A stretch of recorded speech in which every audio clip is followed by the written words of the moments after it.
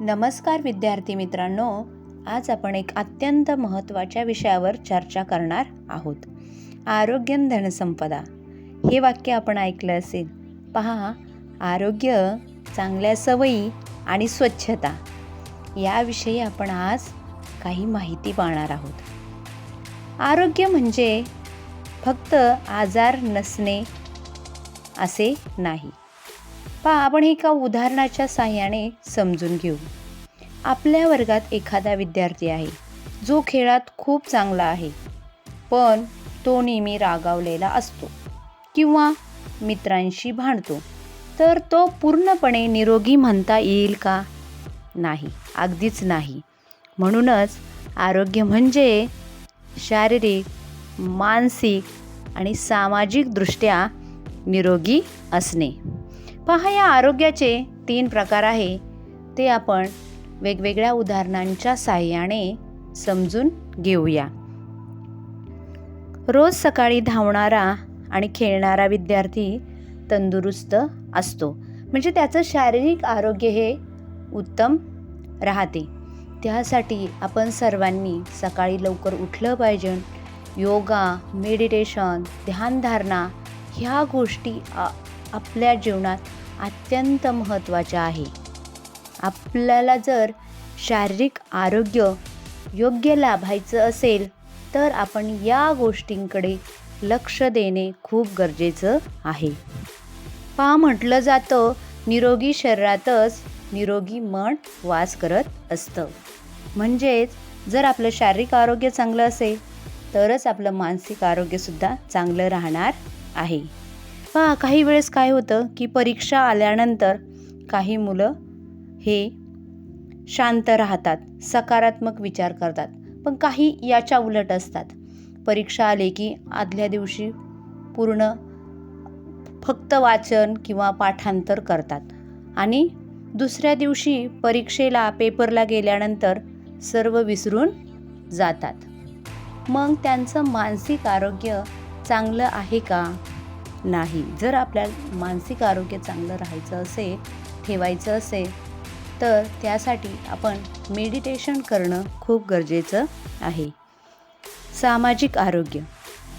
समाजात राहताना आपण आपल्या मित्रांना मदत करतो का? आपल्या वडीलधाऱ्या माणसांचा मान ठेवतो का? शिक्षकांचा आदर करतो का?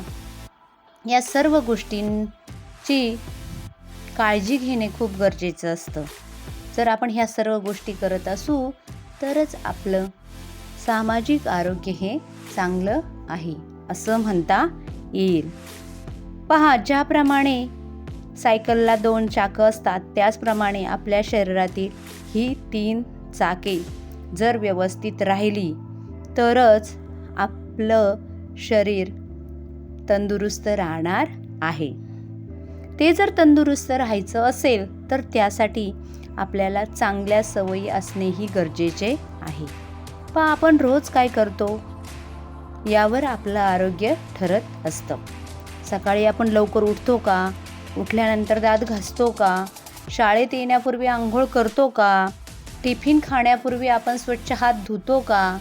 ह्या ज्या बारीक छोट्या छोट्या सवयी आहे, यातूनच आपलं आरोग्य हे चांगलं बनत जातं. हात न धुता जर आपण खाल्लं तर आपल्या पोटात जीवजंतू जाऊन आपल्याला पोटाचे वेगवेगळे विकार होऊ शकतात. त्यामुळे शक्यतो खाण्यापूर्वी कंपल्सरी आपण स्वच्छ हात धुणे गरजेचे आहे. स्वच्छतेच्या सवयी जर रोजच्या आपल्या जीवनात असेल तर आपण निरोगी राहणार.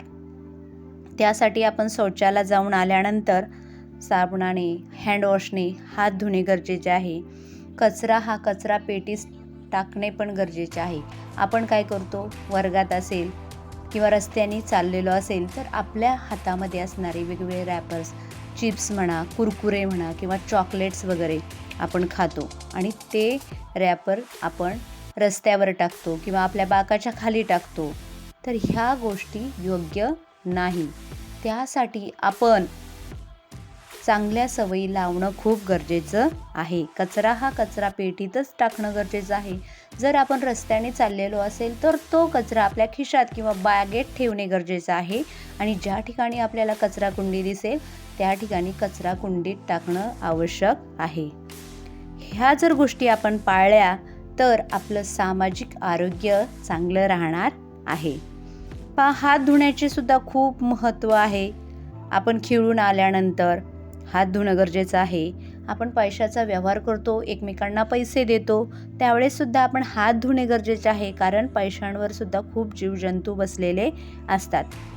मागे कोविड आला होता. कोविड-19च्या काळामध्ये वेगवेगळ्या जाहिराती आपण पाहिलेल्या आहेत की हात धुणे किती गरजेचे आहे. वारंवार आपण हात धुणे खूप आवश्यक आहे.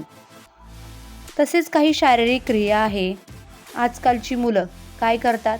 फक्त टीव्ही पाहतात, गेम खेळतात, तासनतास टीव्हीच्या समोर बसून राहतात.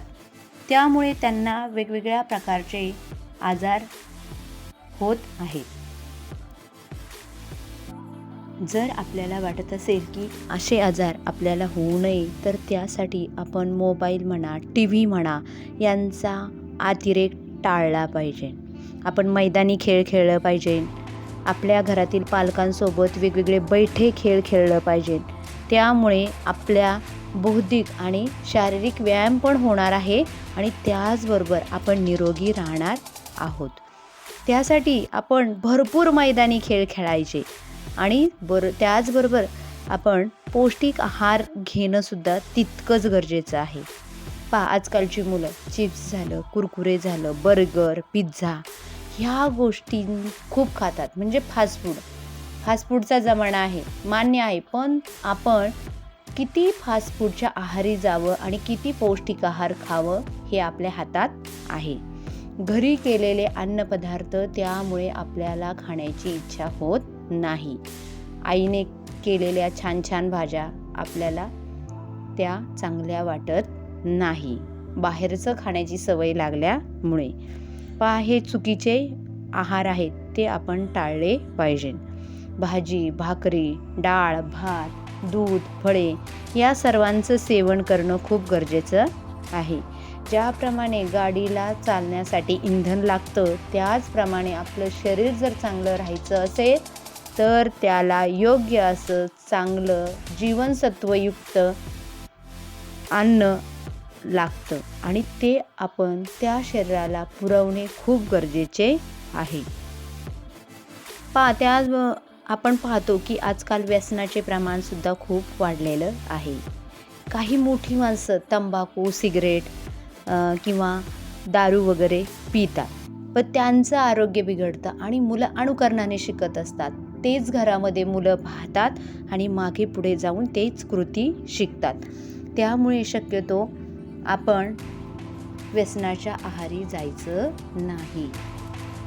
आपल्यासारखी पण काही समवयस्क मुलं असतात, आपल्याला आग्रह करतात, घे रे, काय नाही होत, घेऊन पहा, एकदा टेस्ट तर कर.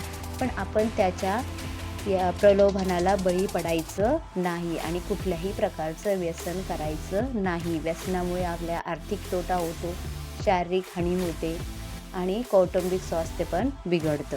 त्यामुळे म्हणजे आपण आयुष्यात कधीही व्यसन करायचं नाही. तसेच झोप आणि विश्रांतीसुद्धा आपल्या शरीरासाठी खूप गरजेचे आहे. रात्री उशिरापर्यंत आपण मोबाईल वापरणं किंवा मोबाईल पाहणं खूप चुकीचं आहे. सकाळी मग उठायला त्रास होतो, झोप पूर्ण होत नाही, मग वर्गात झोप लागते. म्हणजे ह्या ज्या चुकीच्या सवयी आहे, एक जर आपण चूक केली तर त्याच्याबरोबर अनेक चुका होतात. त्यामुळे आपण 8 ते 9 तास झोपणं खूप गरजेचं आहे. याचा परिणाम काय होतो तर आपण जर चांगल्या सवयी लावून घेतल्या तर आपण आजारी पडणार नाही.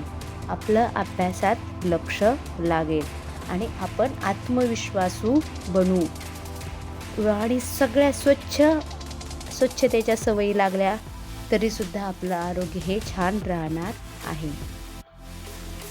स्वच्छ आणि वेळेवर काम करणारी विद्यार्थी हे नेहमीच यशस्वी होतात आणि असेच विद्यार्थीही सर्वांना आवडत असतात. म्हणूनच म्हटलं जातं की आरोग्यं धनसंपदा किंवा आरोग्य हेच आपलं खरं धन आहे. आपण हे धन रोजच्या छोट्या छोट्या सवयीतून आपण ते आत्मसात करायचं आहे. तसेच रोज आपण नव्याने काहीतरी शिकायचं आहे. यासारख्या काही महत्त्वपूर्ण व्हिडिओमध्ये आपण परतही भेटणार आहोत. धन्यवाद.